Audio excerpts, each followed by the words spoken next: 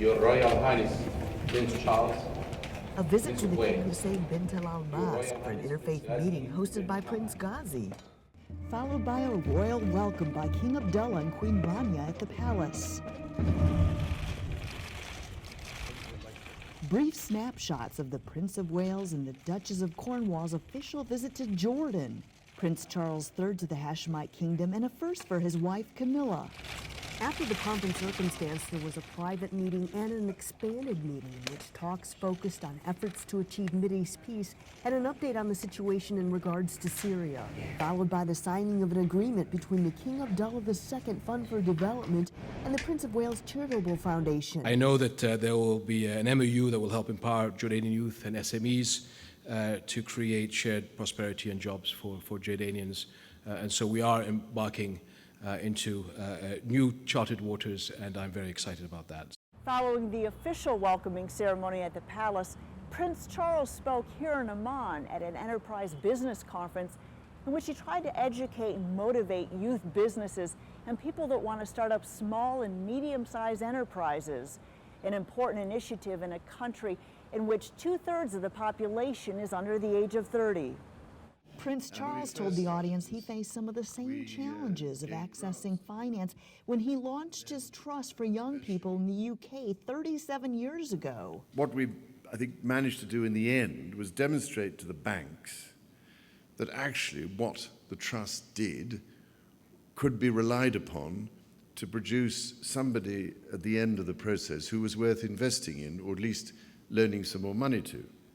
But what we did was to make sure that in the early stages there was a lower rate of interest, which gradually was raised. Another key factor in his success? Mentoring and advice to those startup businesses, because frequently in other schemes you provide microfinance, but not the advice.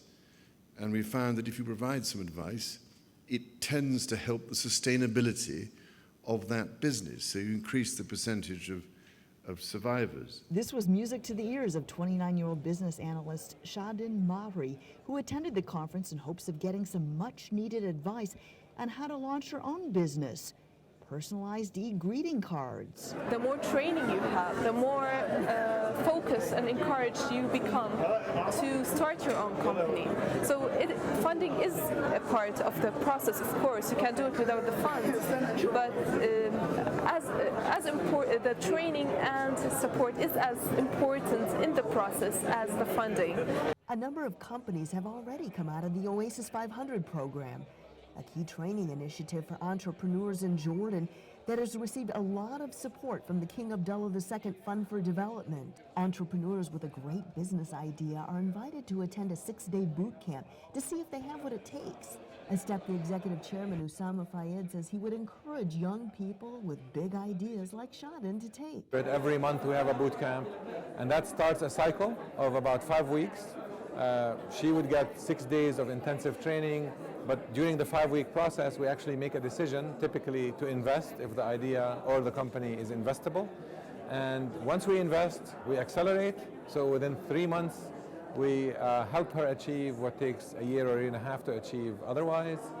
And then most importantly, we help her get follow-on financing so that she can grow that company to the next level. According to Fayed, the British Embassy in Amman has provided about $500,000 in funding to support some of the boot camps, as well as outreach to young people living outside of Amman and to women. Encouraging news for this conference participant who is seriously pursuing her big idea after getting some royal advice from Prince Charles. Reporting from Amman, Jordan, I'm Amy Hybels.